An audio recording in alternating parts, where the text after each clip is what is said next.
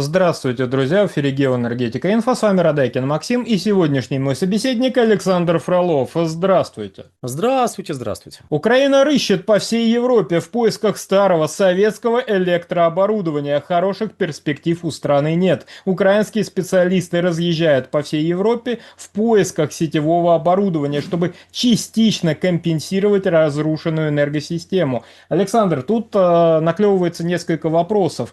Почему они не строят по новым европейским технологиям новую европейскую энергетическую систему Украины? И что это за новости проскакивают о том, что Украине не хватает 9 гигаватт мощности? Прокомментируйте, пожалуйста. Ну, давайте с 9 гигаватт начнем. 9 гигаватт там некий эксперт беглый сообщил. Притом сообщил он это, путая гигаватты и мегаватты, поэтому каждый желающий может для себя определить, насколько эксперт оказался погружен в те реалии, по поводу которых его попросили высказаться. Ну, всякое бывает, там человек, конечно, мог оговориться. Правда, непонятно, откуда взялись 9 гигаватт, ну да ладно. Я могу предположить, что 9 гигаватт – это то, чего не хватает в период пикового потребления на подконтрольной Киеву территории. Дело в том, что подконтрольная Киеву территория требует за год порядка 100-120 миллиардов киловатт-часов. Это то, что требуется вот той части бывшей Украинской ССР, которая подконтрольна Киеву на данный момент. Вот. А в период пикового спроса этот объем потребления требует мощности около 18-19 гигаватт. Учитывая текущие проблемы в первую очередь, с сетями, обеспечить такую мощность нельзя. Причем тут мощность и сети. При том, что даже если у вас есть эти мощности номинально, а чисто номинально, скорее всего, у Украины эти мощности есть, но проблема в доставке электрической энергии. Потому как произвести электрическую энергию – это половина задачи, а может быть даже треть в условиях Украины. Главное – это доставить эту самую электрическую энергию. И тут возникает вопрос, в общем-то, о сетевых мощностях, потому как проблема Украины с сетевыми мощностями накапливали, вот как мы любим, проблемы накапливались годами. И не возникли они только после 2022 года в силу всем понятных причин. Проблемы накапливались весь период независимости Украины. Весь период независимости. Бывали ли отключения из-за проблем с сетями на территории Украины до 2022 года? Да, бывали. Бывали такие отключения до ударов по энергетической инфраструктуре. А почему эти отключения были? Притом были отключения без, как бы так помягче выразиться, не связанные, скажем, с зимними обледенениями, с резкими порывами ветра, с тем, что какое-нибудь дерево взяло, упало. Ну, то есть, хотя дерево взяло, упало, это тоже вопрос о подготовке сетей, что нужно как-то деревья убирать, то есть надо не только провода натянуть, но и сделать так, чтобы на эти провода ничего упасть не могло. А надо, соответственно, делать некоторую полосу безопасности между вашими линиями электропередачи и там, растительностью, которая вокруг существует. Нужно предпринимать шаги, чтобы обледенения не было и прочее, прочее, прочее. Так вот, на Украине проблемы накапливались годами, и отключения бывали даже вне вот зимнего периода. Когда, ну, окей, тут вот даже в Соединенных Штатах миллион абонентов остались без электричества, вот буквально несколько недель назад. Казалось бы, где Соединенные Штаты, где Украина? Ну, понятно, что ситуация в Соединенных Штатах, мягко скажем, отличается от ситуации на Украине, поэтому как там были какие-то отключения. Ну так, зима, обледенение, деревце упало, резкий порыв ветра, свалил линии электропередачи, и все, иди свищи. Ищи, главное, эти места, где произошел обрыв, потом восстанавливай. Для этого нужны люди, нужна техника.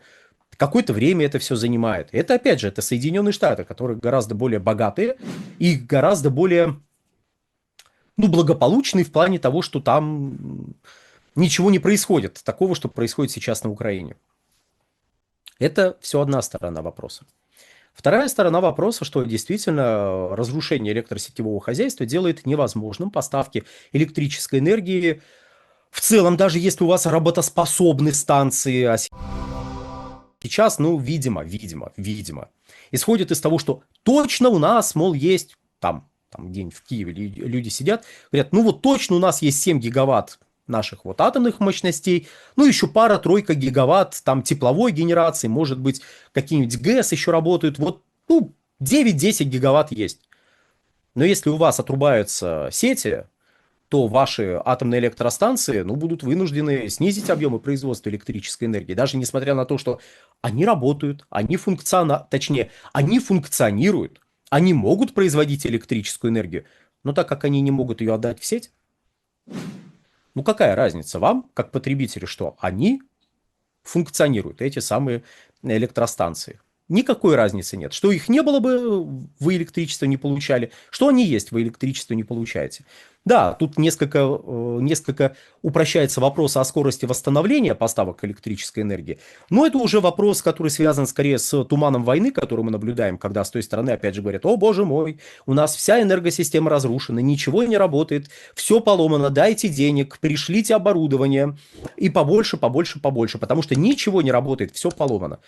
И, с одной стороны, я понимаю наши телеграм-каналы, которые тут же говорят, смотрите, даже там признали, что у них все поломано, а с другой стороны, вы понимаете, что это озвучивают люди, которые напрямую заинтересованы в максимизации получаемой помощи из Европейского Союза. Притом, в первую очередь, финансовой помощи, потому что в эту финансовую помощь можно засунуть ручки, а высунув их, обнаружить, что на ручке что-то прилипло. Ну вот. Эти люди уже давно ручки обмотали скотчем двусторонним, чтобы прилипало активней. И поэтому чем больше пришлют, тем глубже можно ручки засунуть, и тем больше прилипнет. Поэтому в первую очередь нужно об этом думать, когда мы слышим о том, как там все поломано, ай-яй-яй-яй-яй. Но при этом сидят ли люди без тепла и без электричества? Да, разумеется, да, такое и есть.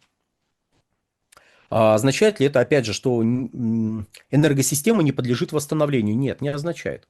Там есть проблемы, связанные с поставками тепла, ну, ввиду того, что теплоноситель, как бы так сейчас вот помягче выразиться, не всегда доступен теплоноситель в сети. Теплоноситель могли просто слить. Нет, это не в смысле кто-то его украл. Нет, слить, потому что в силу ряда причин, связанных с поломками оборудования и связанных с погодными условиями, проще было слить воду и оставить без отопления, чем потом бороться с разрушениями самой системы. Ну вот как-то так. И поэтому, разумеется, все объяснять только тем, что кто-то хочет ручки в помощь засунуть, нельзя. Да, там есть разрушение энергосистемы. При этом мы видим данные, которые публикует та сторона о том, что вот у нас больше гигаватта малой генерации, ура. Притом даже карту рисуют, где, сколько этой самой малой генерации. Тут, правда, несколько циничный вопрос хочется задать. Она вся там точно стоит, эта малая генерация, о которой вы говорите? Там нету такой ситуации, что какая-то часть присланного оборудования уже резко поменяла владельца и уехала за пределы Украины куда-нибудь еще. Ну, либо удобно расположилась на даче кого-нибудь из функционеров, потому что, ну, как бы на даче-то нужно чем-то обогревать помещение. Нужно, поэтому вот малая генерация, обогревать помещение, освещать помещение и так далее. Вот поэтому малая генерация пусть тут постоит, сохранней будет. А то поставишь ее где-нибудь там около заводика, чего-нибудь производящего интересное, так туда прилетит что-нибудь и ценное оборудование поломает. А так оно целее будет. Думает рачительный хозяин какой-нибудь части украинского государства и благоразумно тащит это оборудование, которое все еще находится, может быть, даже в этой области, которая отмечена на карте, но тащит в какое-нибудь другое место, которое немножечко поближе к нему, к его хате, которая, как известно, с краю. Оставим это военным экспертам, все эти размышления, а то, знаете, у нас военных экспертов слишком много, не будем присоединяться к их числу, просто отметим, что да, резюмируем. Первое, попытки восстановить электросетевое хозяйство за счет подходящих комплектующих из соседних стран, ну, это очевидное действие, разумное действие для простых специалистов, которые занимаются непосредственно поддержанием работоспособности энергосистемы. Притом на эту энергосистему сейчас возлагается дополнительная нагрузка не только из-за количества повреждений, но и из-за возрастающего спроса с целью обогрева помещений. Слив воды в некоторых регионах, например, насколько я знаю, в Харькове, опять же, делает проблематичным восстановление теплоснабжения, и это будет невозможно сделать до конца отопительного сезона. Больше сложностей возникает для электросетевого оборудования, и больше возникает сложностей для электрогенерирующего оборудования. Соответственно, если даже у вас теплоэлектростанции и тем более теплоэлектроцентрали работают, то могут начаться автоматические отключения, потому что просто они будут не справляться с возрастающим спросом из-за проблем еще и с сетями. То есть проблемы с сетями будут вызывать отключение генерации, могут вызывать, прошу прощения, отключение генерации, могут увеличиваться количество аварий на подстанциях, опять же, из-за вот этих вот скачков потребления с целью обогрева, ну и прочее, прочее, прочее. Вот. При этом потребление всей Украины, ну, то есть подконтрольной Киеву территории, примерно равно потреблению московского региона. Опять же, вдруг вы только что к нам подключились, для некого масштаба вот картину даем. Это вот вся Украина сейчас, как потребитель электроэнергии, это московский регион. То есть на душу населения там потребляется электрической энергии кратно меньше, чем в Российской Федерации. И главная проблема для украинских властей возникает даже не в ходе текущего отопительного сезона, который, ну, осталось пропетлять. Осталось пропетлять вот до вот ближайшие недели-две примерно для подконтрольной Киеву территории. А главная проблема возникает на следующий отопительный сезон. Притом усугублять эту проблему будет лето. Лето – это новый пик спроса на электрическую энергию, новый пик спроса, который связан с тем, что летом бывает жарко, я слышал, такое иногда вот случается, летом бывает жарко, люди пытаются охлаждать помещение. Вот, скорее всего, летом там еще увеличится спрос на на кондиционеры, то есть обогреватели – это, конечно, хорошо, и давайте еще кондиционер поставим, потому что опять же, увеличится спрос на генераторы, потому что люди будут активно готовиться в индивидуальном порядке к следующему отопительному сезону. И возникнет вилка.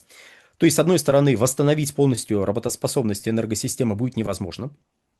А восстановить работоспособность теплосетей, скорее всего, будет полноценно невозможно за подготовительный период.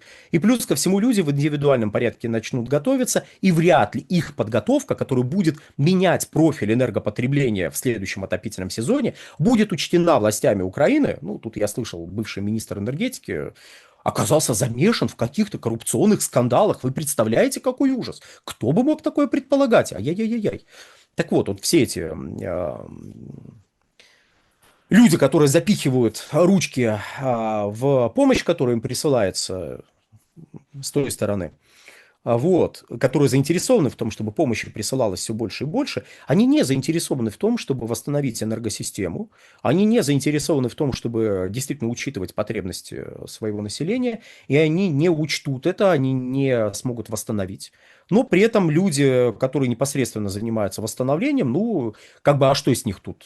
Их критиковать в данном случае невозможно, несмотря на сложность отношений между нашими государствами сейчас. Люди, которые непосредственно занимаются скручиванием, я в кавычках, скручиванием этих самых кабелей, они выполняют свою работу, они занимаются тем, что они должны в данной ситуации делать. Они же не виноваты, в известном смысле, они же не виноваты, что ими управляют дегенераты, которые не заинтересованы в том, чтобы население Украины. Ладно, не будем. В общем, не виноваты они в том, что ими управляют дегенераты. На этом, дорогие друзья, все. Всего хорошего. Александр, большое спасибо за комментарий, друзья. Подписывайтесь на телеграм-канал Геоэнергетика Инфо. Подписывайтесь на телеграм-канал Александра Фролова. Ссылки будут в описании и закрепленном комментарии. Там же будут реквизиты для желающих финансово поддержать наш проект, чтобы мы и дальше также бодро вещали на всех площадках без монетизации, исключительно благодаря вашей финансовой поддержке на Sponsor.ru. Спасибо, до новых встреч.